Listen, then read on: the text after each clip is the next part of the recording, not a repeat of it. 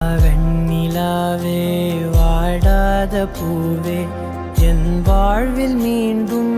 என ஈன்ற தாயே